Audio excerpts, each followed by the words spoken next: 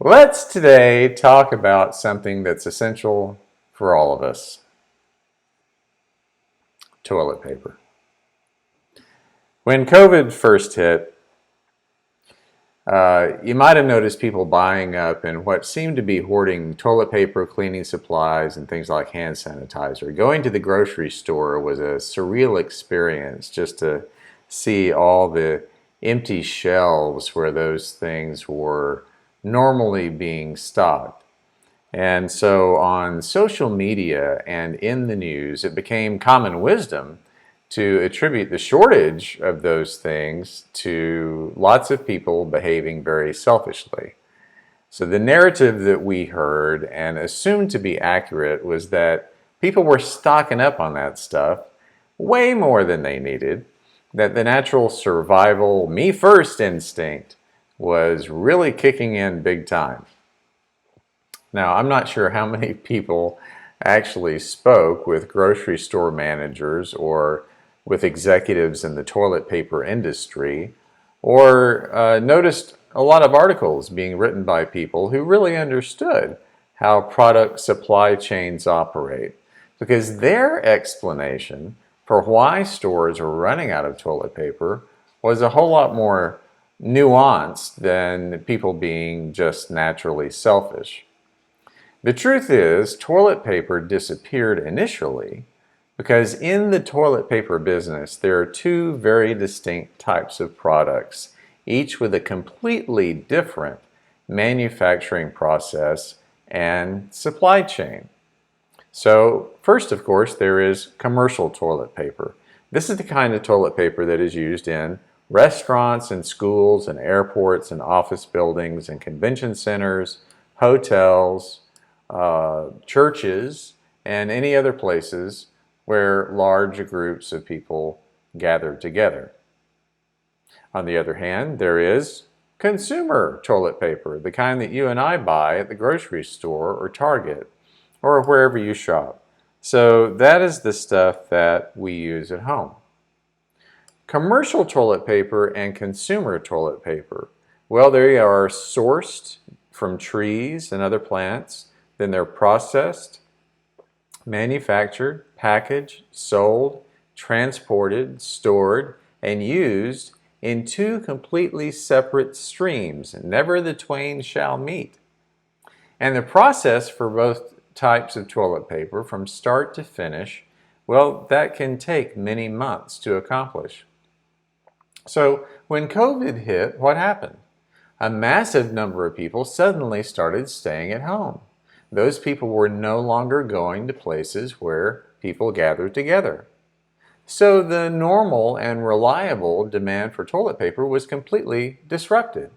The entire supply chain for manufacturing and distributing the consumer toilet paper, the kind that we use at home, well, that was hit with a gigantic surge that no one anticipated and no one could keep up with. To make enough of it to meet the demand, it would take months of round-the-clock work to retool everything and just catch up. The point is, the shortage of toilet paper on store shelves had nothing to do with people being selfish. It was all about where most people were now using the restroom. Now, it is true that some folks reacted poorly to that reality. The scarcity of consumer toilet paper and all the frightening images of empty shelves and viral videos of people fighting over jumbo packs of Charmin, all that fed into the perception that your fellow shopper was your enemy, that they were bound to deprive you of something basic to human survival. It was like a massive social experiment in human behavior, and someone out there is sure to be writing their dissertation on this right now. But it reinforced some deeply held assumptions that when the normal way of life is tossed into a blender, people at first react poorly. They behave from a place of self-preservation and scarcity. Or maybe we might believe that deep down people behave that way all the time, and we just don't witness it in such an overt kind of way. They look out for themselves first. They get defensive and petty.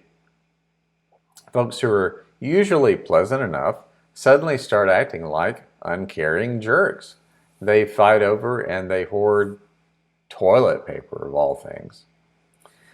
The funny thing is, at the same time all that was happening, we witnessed another side of human behavior, and we're still seeing it.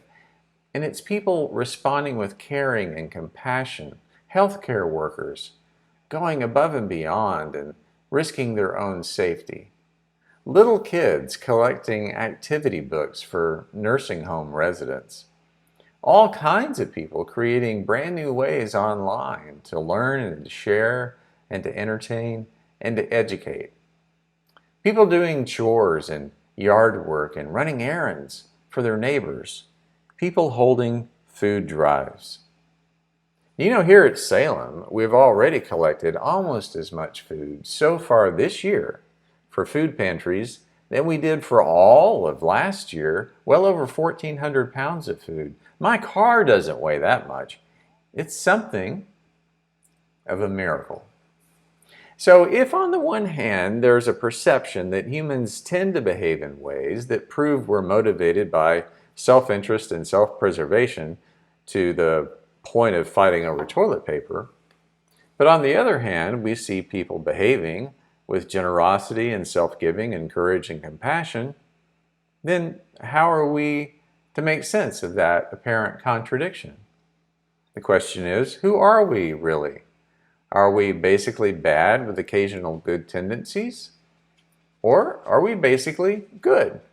Is it that we seem to notice it more when we see bad behavior, and that reinforces our existing bias more than we notice positive behavior? Can we trust each other? Or should we be on guard? Are we fearful? Or are we hopeful? Do we see the world through a lens of scarce resources, or do we live with an attitude that there's really plenty to go around?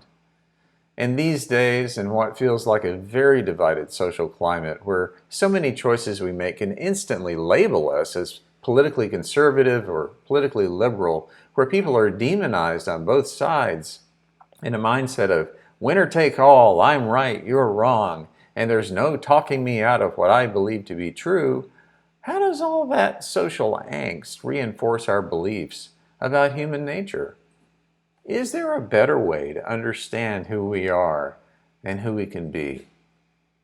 Now, practically everyone's familiar with the story of Jesus feeding over 5,000 people by starting out with only 5 small loaves of bread and 2 little fish. Not everything Jesus said or did is included in every gospel, but this story is. And the fact that it shows up in all 4 gospels tells us this was an event no one ever wanted to forget. Now, today we often label this story as a miracle. Well, if that's true, it's the only miracle Jesus performs that appears in all 4 Gospels. And that's why I think it goes beyond the category of miracle. It points to a much larger truth about the nature of Jesus and his essential message about the reality of God and how we are created to live, and how that runs counter to the way we so often understand reality.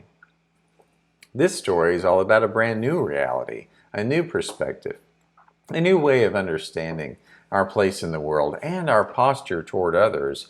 It's about who we are and who we can be.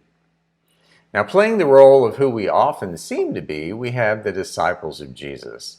So a big crowd's gathered. Jesus has been speaking for a while and he's still got plenty to say. They're out in the middle of nowhere holding this huge event. All these people, thousands of them, will be hungry soon, and no one's thought ahead to arrange for any food vendors to be there. The disciples can do the math. Between them, they only have 4 small loaves of bread and 2 tiny dried fish. On the one hand, they'd like to be able to feed these thousands of people, but on the other hand, they can hold all the food they have available in that one hand. As far as they can see, it's a situation of scarcity, plain and simple.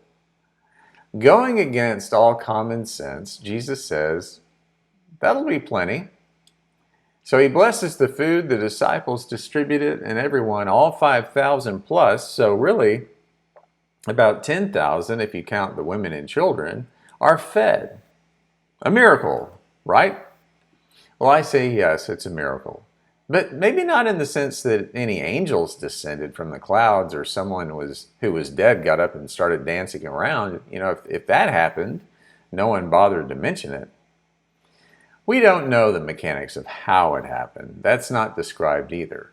Some scholars have suggested that all the people who were there just pulled food out of their pockets and passed it around and shared what they had. But how it happened misses the point, because it's a miracle any way you slice it. What matters is why it happened.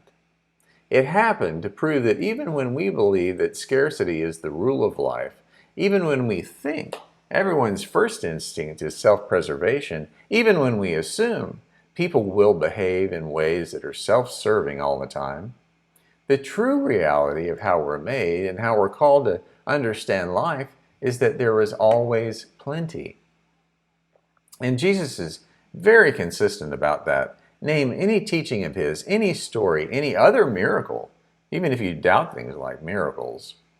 Every single one, without exception, points us to the truth that our expectations are so often limited about the way things work and the nature of humanity and how God operates in the world and what love makes possible. Jesus regularly tossed aside those scarce expectations and assumptions with mind-blowing examples of generosity, inclusivity, healing and wholeness, gratitude, and the unstoppable power of self-giving love. Now, we are force-fed every day a torrent of information that reinforces this idea that we live in a scary and unpredictable world where bad stuff is always happening and people are not to be trusted, and that things are always getting worse and resources are shrinking. But here's the news flash. That's been true as long as anyone can remember. It was true in the time of Jesus just as much as it is today. Real life can and always has been that way. Bad and unpredictable stuff can happen no matter what year it is. We may think 2020 is proving to be a real doozy, but any history major working at Starbucks can tell you we've got nothing on what our ancestors lived through. Ever heard of the Dark Ages? The thing is, what Jesus demonstrated every day and what he showed so powerfully that one day on a hillside, starting out with just 4 loaves and 2 fish, is that a greater reality surpasses this frightening reality we're convinced we're stuck inside of. It is the reality of plenty, the mindset and the perception and the belief that the power of love, God's love lived out through you and me, has no limits, will never run out, will always exceed our limited expectations, and it lives in every single person. It's the reality that sure, there are and there always will be some people who cling to scarcity until their dying breath, people who have a skewed vision of self-interest and fear above everything else. But in spite of those frightened few, those who fear the necessary challenges, for instance, to the systemic racial injustice we have, those who question the science of keeping everyone healthy by wearing face masks, those who try to scare us with conspiracy theories and who seek to undermine our civil liberties. Our job is not to buy into that limited mindset of scarcity, suspicion, and fear, because we're people who believe in plenty, whose eyes and hearts are open to witness and join in joy and beauty and acts of self-giving love, courage, and compassion. Back in January, Kathy Free of the Washington Post reported about a young boy and his father who lived near Salt Lake City. So Chase Hansen was 4 years old when he first asked his dad, John, about all the homeless people he noticed out on the street. Who were they? Where did they sleep at night? So for Chase and John, that began a journey of reaching out to homeless people by bringing them fruit juice smoothies and sitting with them in a public park and chatting with them, to inviting a homeless person to lunch with them in a restaurant once a week where they got to know each other personally. More than 150 lunches later, John and Chase now run a self-funded charity that's called Project Empathy that inspires people to create friendships and make connections with homeless people in their own neighborhoods. If you join in, you just take a homeless person to lunch, and you can help them connect with resources and agencies that can help with housing and employment and substance addiction programs. John says, Chase and I realized that the country needed an army of people to practice empathy, and that by doing something as simple as taking a homeless person to lunch, we could maybe inspire others to do the same. He said, anytime you can help give someone a voice, it is empowering. The empathy and the empowerment John Hanson speaks of is a manifestation of plenty. It's understanding and appreciating the life God created us for and God calls us to live into. In the face of every hard reality the world might throw our way, it's to trust in the goodness in people, the courage, resilience, compassion, and self-giving love that we all possess because we've all been made that way. It's to live in hope, not in fear, to refuse scarcity because we know that there is plenty, because no matter what may come, each and every one of us, every person is a miracle.